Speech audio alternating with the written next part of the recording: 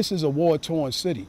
Most people between the age of 1 to 7 definitely have PTSD, which is, of course, from the shootings, from the teddy bears on the wall, from people getting shot in broad daylight before your eyes, walking over glass, walking over bodies and things like that. Tragic situation that took place that too many families have been through.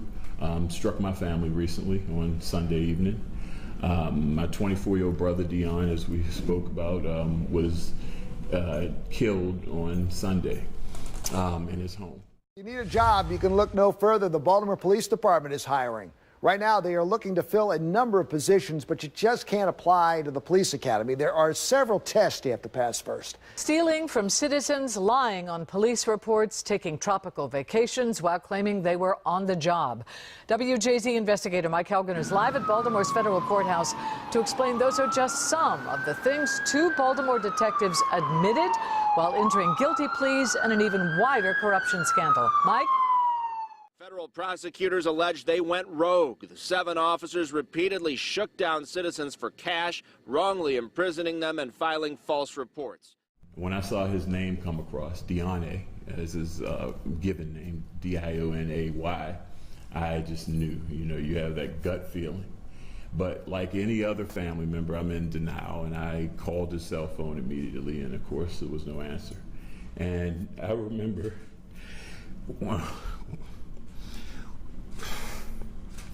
earlier this week, it was brought to my attention that an additional video raised concerns for one of our prosecutors, and further review of the matter, we subsequently referred the matter to the Internal Affairs Division of the Baltimore Police Department.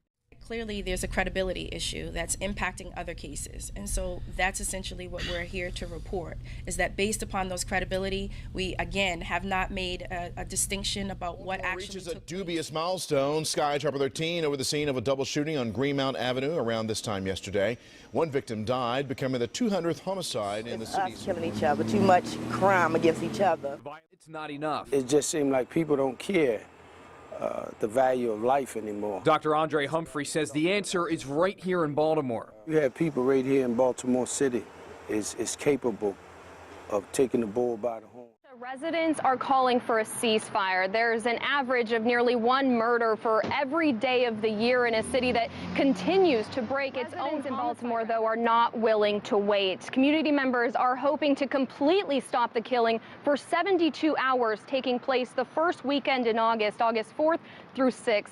I spoke to the organizer of what's being called Baltimore Ceasefire about how she came up with the idea. Who's 19 and works here said, hey, Ma, did you know that the murder rate in Baltimore is higher than it's ever been? And I said, no, I did not. And I got angry about what other people should be doing.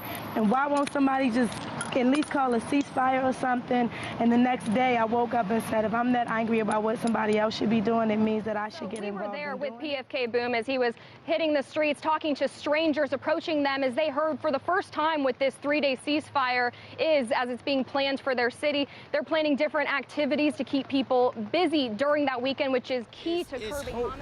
But the hope is very faint. How can you have hope when you got police, a lot of Baltimore City police is corrupt too? Anger is what fuels too much of the violence that we're seeing. So I'm not angry, I'm upset.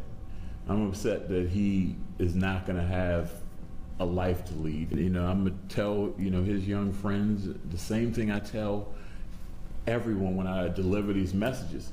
Enough with the hashtags and the RIPs and the balloons and the vigils and the t-shirts. Let's stop. I mean, we can't keep sitting up here, he's gonna have his moment of t-shirts and moment of RIP and moment of Instagram hashtags and all, and then we're gonna move on to the next person until we stop. And it's up to all of us to be, especially the guys on the street, to say enough is enough. Ceasefire gonna stand because if I don't shoot my gun, that's one person. If I don't shoot my gun, that's one person Erica got to believe in it. If I can restrain to hurt my fellow man, and if I can put my skin in the game and other things when I get upset and put it in a productive thing, ceasefire was accepted if PFK Boom didn't kill anybody. She just need one. And then if she get 2, because before she did it, she had none.